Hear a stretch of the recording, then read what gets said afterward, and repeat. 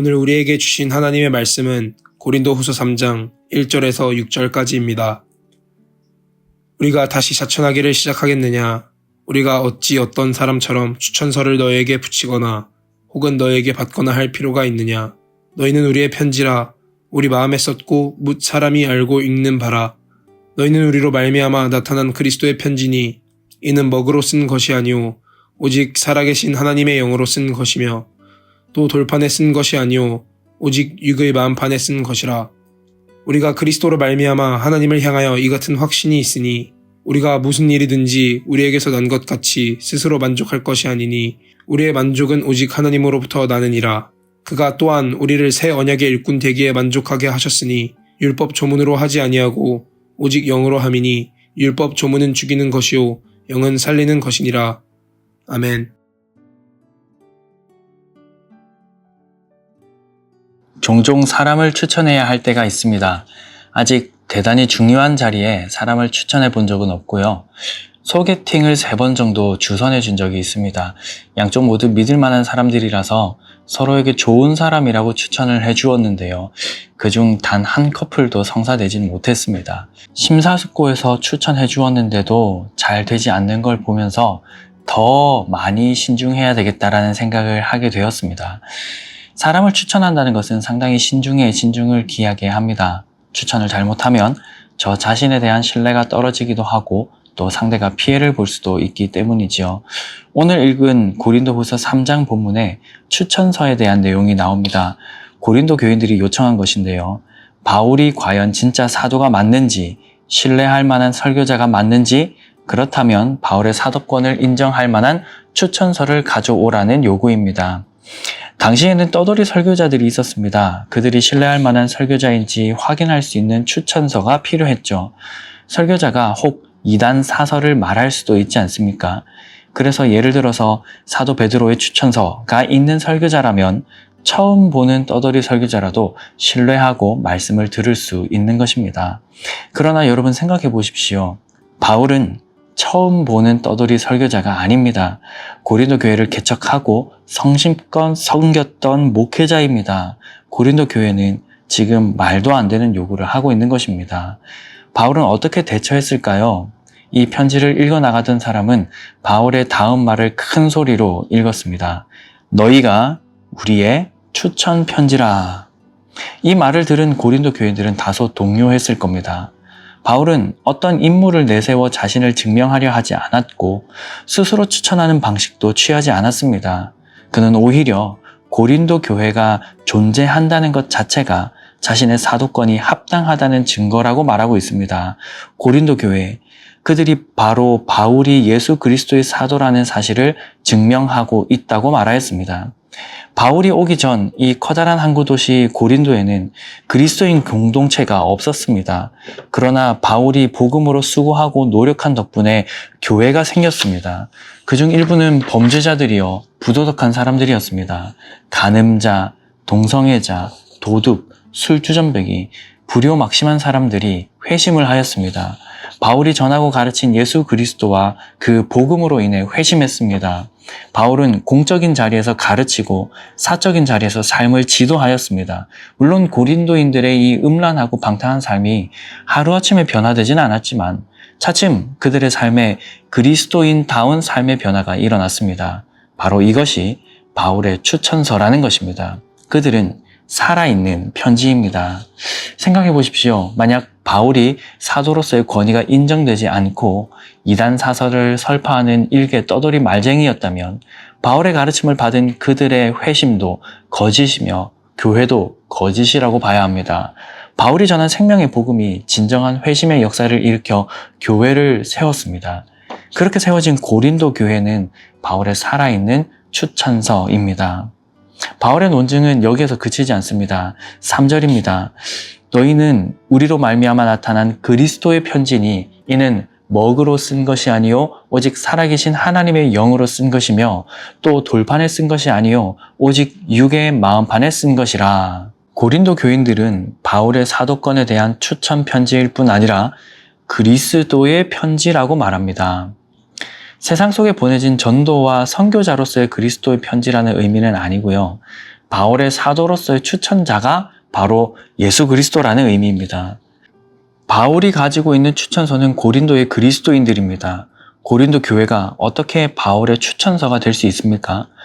복음으로 수고한 결과 그들은 생명 있는 믿음을 얻었습니다. 하나님의 자녀가 되었습니다. 새로운 삶을 살게 되었습니다. 생활 방식이 완전히 바뀌었죠.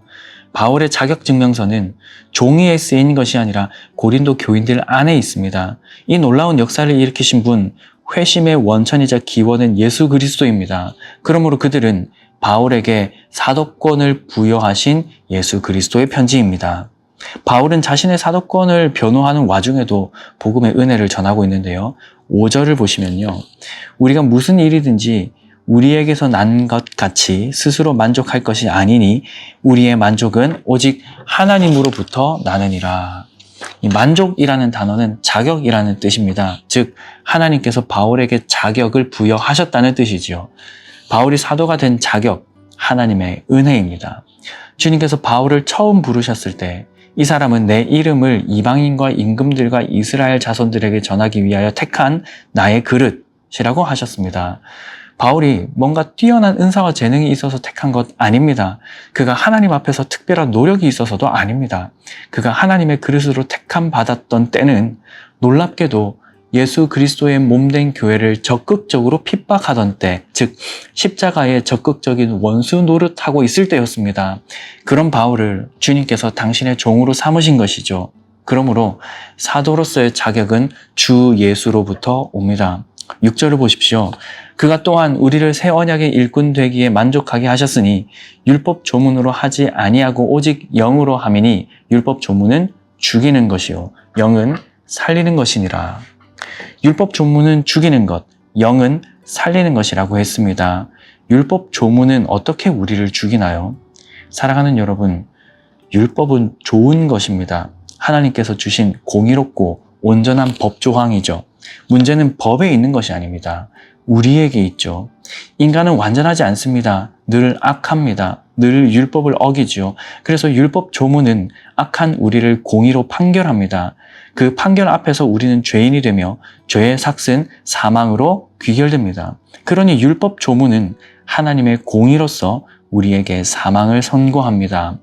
그러나 영은 우리를 살립니다. 이는 예레미야 31장에 기록된 새 언약을 상기시키는데요. 이전 언약은 돌판에 쓰인 율법 조문이었지만 이제는 우리의 마음에 쓰여 있습니다. 우리 마음에 쓰인 새 언약은 예수 그리스도 안에서 성취된 완전한 구원입니다.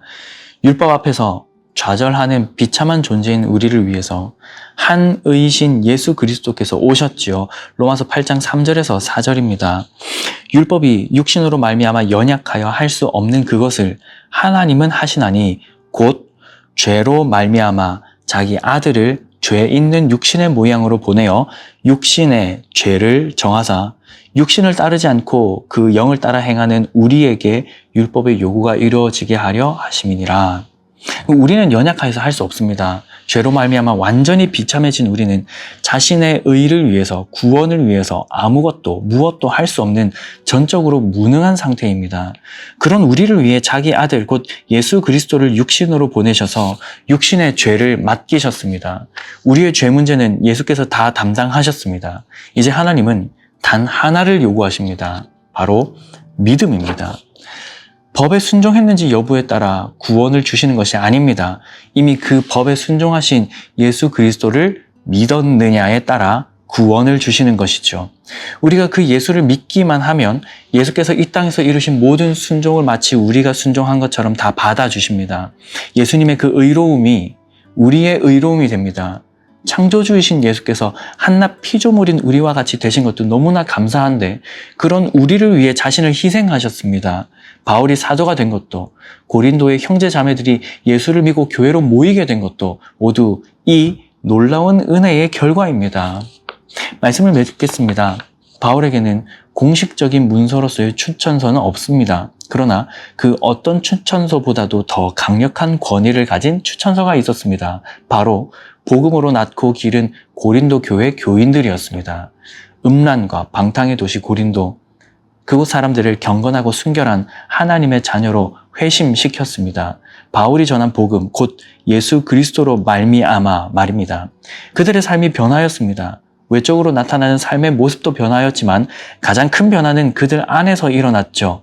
삶의 지향성이 이 땅에 있는 것이 아니라 하늘로 향하게 된 것입니다.